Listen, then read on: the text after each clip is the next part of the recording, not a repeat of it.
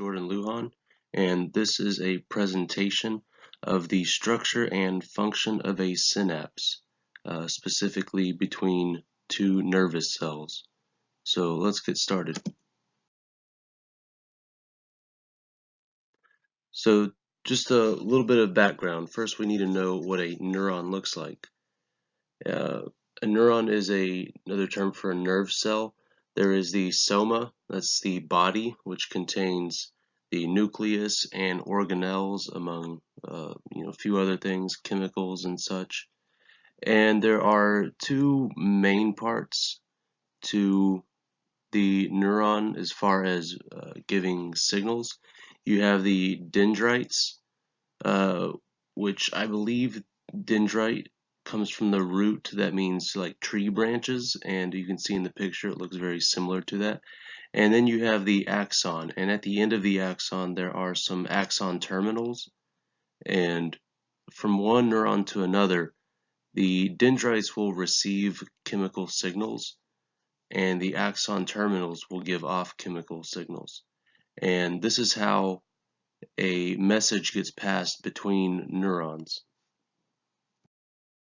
So with the cell communication, if you look at the picture, it's labeled 1, 2, and 3 for the sensory neuron, interneuron, and motor neuron.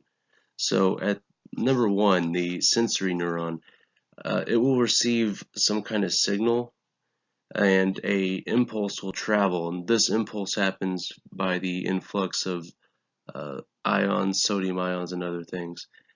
And these sensory neurons can be at they can be at your eyes where you have light receptors and all these other things come in.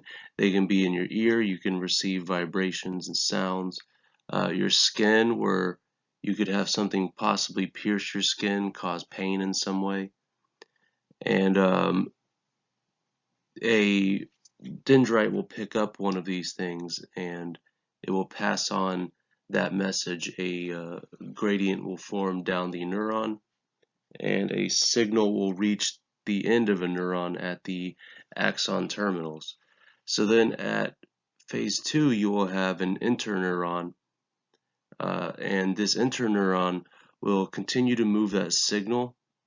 The signal can go to the brain, it can go to the spinal cord, part of the central nervous system, and from there you can move on to an effector or motor neuron. A motor neuron will cause an action such as stimulating a muscle to move away from something that's causing pain. So if you take your hand and you put it on something hot and that heat burns, well, first that signal has to travel through the sensory neuron to the interneuron and back, and the motor neuron will cause the muscle in your hand or your arm to move away from the heat that's causing pain. This happens extremely quickly, however. It doesn't, as much things go into this process, it actually happens extremely quickly. It's rather remarkable.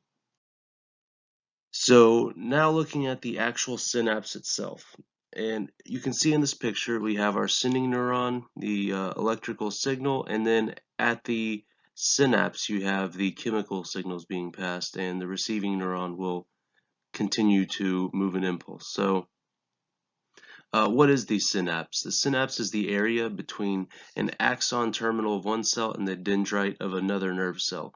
And there is a small gap, I believe it's about 20 nanometers thick, and the gap between the axon and dendrites of opposing cells is called the synaptic cleft.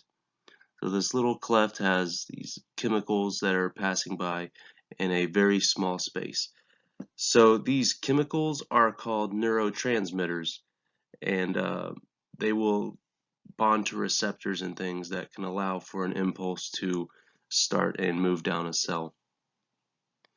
So the axon terminal belongs to what's called the presynaptic cell. So if your synapse is the gap area between the two cells, the sending neuron is called the presynaptic, and the dendrite that's picking up the signal is going to be called the postsynaptic cell. And just a side note, neurotransmitters, they were more or less discovered by Otto Loewi. I'm not sure if I'm saying that name correctly, Loewi. And he was experimenting with frog hearts, and apparently he had a dream about doing this experiment. But and that's where he got the idea from this. But that aside, so he took two frog hearts, and he was stimulating the vagus nerve on one to get a reaction, and some of the liquid runoff he took with and applied that to another heart which he had taken the vagus nerve off of. So the idea was the vagus nerve was taken off of a second heart, so it shouldn't uh, be able to be stimulated. However, he put the chemical runoff from the previous one that had these neurotransmitters uh, residue in there, and he put it on the heart and noticed that it started responding. So he discovered what is now known as acetylcholine, and I will get into acetylcholine later on in this presentation. So transmission, this is the signal being sent across the neurotransmitter. So when a nerve impulse reaches the end of one of the neurons, the presynaptic neuron, then calcium channels open and the calcium ions will come in, and the calcium ions will bond to some of the vesicles that are containing neurotransmitters in the presynaptic cell. Now these neurotransmitter vesicles will then move towards the cell membrane of the dendrite, the ending part of it, and will go through the process of exocytosis, where the vesicle will fuse with the cell membrane, and this allows for the transmitters to flow into the synaptic cleft area. And once this happens, the neurotransmitters are then in that chemical region, and the postsynaptic neuron has all these receptors on it that will quickly be able to take up these neurotransmitters, and that will open up gates, channels that allow sodium ions to pass into it. And with the influx of these sodium ions, the voltage changes and all this other stuff that allows for the impulse to then be sent down that cell. Now, there are typically enzymes that will come around and break down some of these neurotransmitters fairly quickly. That way, the message happens very fast and it's not sitting there forever. They're not left open. The gated channels are not left open. And some of the neurotransmitters can even be reabsorbed by the presynaptic cell. So, yeah, once this happens, the message is sent. It's a very simple process, although there are a few parts to it. It happens very quickly. So you have the neurotransmitters from one cell go into the synaptic cleft. It's picked up by receptors of the other cell, which then allows ions of sodium to pass through, which can start up a nerve impulse, start an action potential down the next cell. And that will continue on until the message reaches where it needs to be. So now here's the neurotransmitter acetylcholine. So an acetyl group and a choline group will join together at the end of a synapse, at the end of a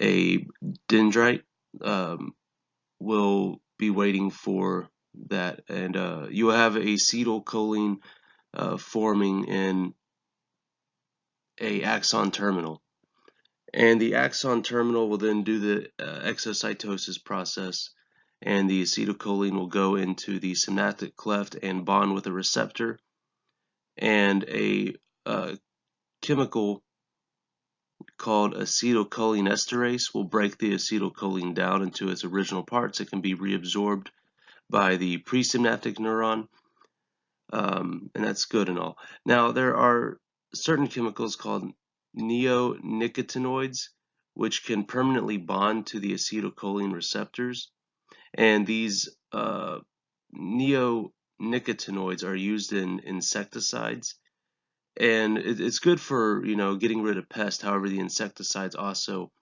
get rid of honeybees and other pollinators that we need. Um, so these neonicotinoids, they permanently bond to the receptors, and when it does that, the cells, well, since the receptors are permanently bonded to, they cannot function properly. They cannot receive messages like they are supposed to. So basically, all the nerves die off in a sort of way. And that was also here the works cited page, and thank you for that.